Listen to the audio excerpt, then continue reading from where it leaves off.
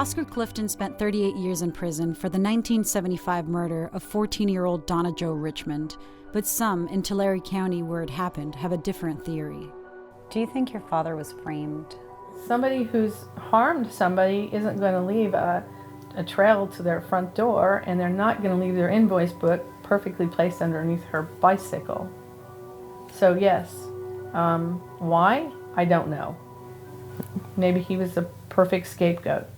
Part of the evidence that led to Clifton's conviction were a notebook of his found at one of the crime scenes and a trail of the victim's clothes reportedly found leading to his home.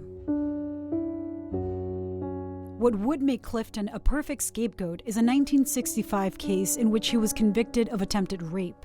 One of the officers who came to arrest Clifton in '65 was the same detective who 10 years later led the investigation and arrested him for the Donna Jo Richmond case. I was 15 years old, but what I recall when they walked into our house, they filled our living room. There was a lot of them. They yanked him around, and when they were putting those handcuffs on, I heard a man who I later was associated with Bob Byrne, because I was told that's who he was, say, "We didn't get you last time, we're going to get you this time." And I'd had no clue what it meant. Sergeant Byrd denies even being there. I never arrested him. You didn't arrest him? I didn't go out to arrest him, and I wasn't there when he was arrested. In '75? No. Our department went out and arrested him, but I wasn't there. In a police report written by Byrd himself and provided to us by the Tulare County District Attorney, he wrote that he did go to arrest Clifton at his home along with other officers, and also that he recalled Clifton from another case 10 years earlier. That would be the 1965 case. He also told me he knew Clifton personally from even before that. The 1965 case was not presented to the jury in the Richmond murder case, so it didn't bear any weight on Clifton's conviction in 1976. But his family believes he was picked because of this prior case, so police would easily connect him to the Richmond murder. There is no physical evidence on Oscar Clifton that ties him to Donna Jo Richmond. There's no hair transfer. There's no blood on him. There's nothing that belongs to her. There's no fibers.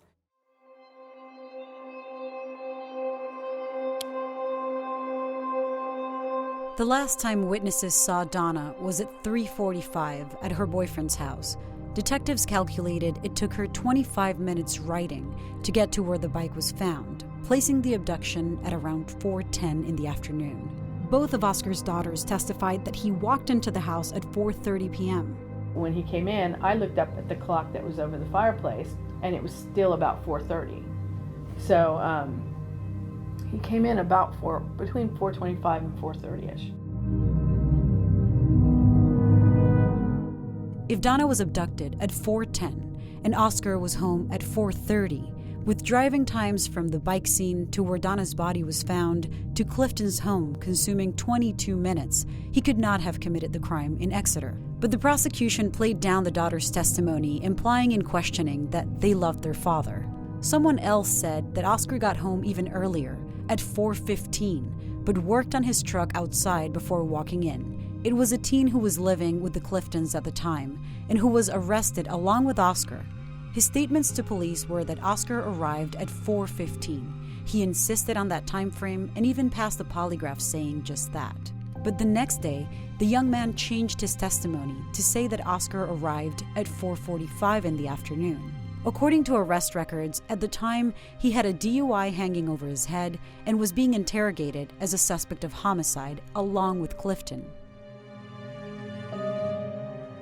Ignoring Oscar's earlier alibi, which we'll get to, and using the new 4:45 time of arrival at home, when you subtract driving times between the scenes and to his home, as calculated by detectives, Clifton would have had 3 minutes to abduct Donna, get her into his car, get her out of his car, undress her from the waist down, sexually assault her, bash her head, strangle her, and stab her 17 times, then clean himself and his truck up and get rid of any evidence, including hair, blood, fibers, and fingerprints, before getting home. What was his appearance when he came in? The same as when he left. He didn't look any different. He still had on the white sweater and the pants and his shoes. Especially with a white sweater on. There's no way there wouldn't have been blood or dirt I mean, and if there was a struggle, his pants, and like I said, with his brace. Clifton wore a leg brace, which limited his mobility. It would have been fairly easy for pretty much anybody to run from him. I ran from him. If I didn't do what I was supposed to, I knew he would be upset, and I could run from him, and he had a hard time running.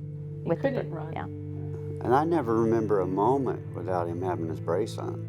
Clifton's widow, who met and married him while he was in prison, remembers he wore it until the day he died. Well, he walked all the time, and he never really limped, but he didn't have the support of his knee if he didn't wear it. The prosecution claimed that a footprint found in the orchard near Donna's body matched a boot later found in Oscar's closet, but his defense said he couldn't wear that boot if he had the brace on. And according to his wife, he had no stability to commit such a violent crime without the brace. Oscar didn't wear cowboy boots that day. He very seldom wore them because, again, without the brace, his leg would bother him. Crime scene photos also show police officers themselves wearing cowboy boots right next to Donna's body. Besides the invoice book found next to Donna Joe's bicycle, according to the prosecution, something else placed Oscar in Exeter that afternoon. 2 women, one a teen, the other a young adult, in separate locations, both said a man in a white truck came up to them. In the first case, made obscene propositions, and in the other, exposed himself. In the trial, they both pointed at Clifton as the perpetrator. Current Tulare County Assistant DA David Alavezos is convinced of Clifton's guilt. So you've got 2 girls that in order to believe this story is valid, you would have to believe that both of those girls lied in court about what happened to them. There's more than one picture that they identified. Didn't they both see his mug photo on the paper or in person before they identified him? So you're saying they lied? No, I mean they could. Well, that's the conclusion. They lied. Is that how it's done right now? If somebody sees a mugshot of a suspect and then is asked to pick them out of a witness lineup, is that proper? It will happen at times. In 2019, do you say that person is no longer a victim? Would the defense challenge that? I would imagine the defense would challenge it. It would be doubtful that it would be something that would prevent the evidence from being testified about. The first girl said the man made lewd comments to her in Woodlake at 3:30. Days later, she said it was between 2 and 3. Then a month later, changed the time to between 2:15 and 2:30. Her mom testified at trial that it happened between 3 and 3:15 at the latest. The theory of the prosecution is that from there, he went to expose himself to the other girl, and as he escaped that scene, found, kidnapped, and murdered Donna Joe. They could have been accosted by a completely different person. They could have even been accosted by the same offender. All we know is that Oscar Clifton was at Garden Street. Oscar's defense claimed he was working in construction at a house in Visalia at the time and couldn't have been up in Woodlake, 15 miles north, or in Exeter, 12 miles away. This was Bill Rose's house. Correct. Where Oscar Clifton was working. That's correct. And so, Oscar makes the little diagram here about how, this is lined up to the view. There, okay. Yeah. Clifton said that day he was working in construction at a house in Visalia. That afternoon, he said he noticed neighbors loading a freezer into some guy's truck. He remembered the neighbor saying, "It's about time he got here," when those people arrived. In trial, that neighbor testified to having made the comment, and that it all happened between 3:10 and 3:20 p.m., although he and the other people said they never noticed Clifton across the street.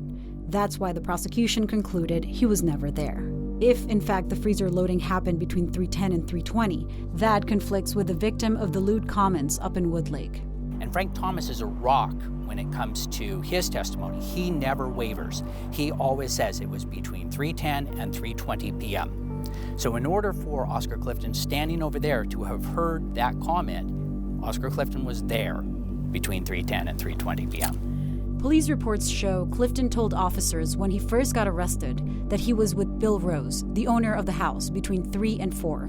But Rose said that last time he saw Clifton was in the morning. That's something the prosecution drilled down, calling Clifton a liar.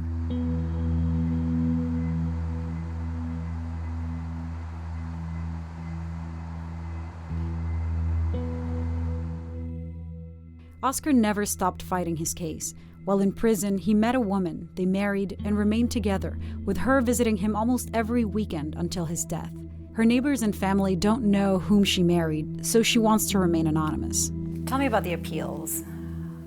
I know he appealed several times. Many times, not several. He would get so discouraged. He said, why can't they see?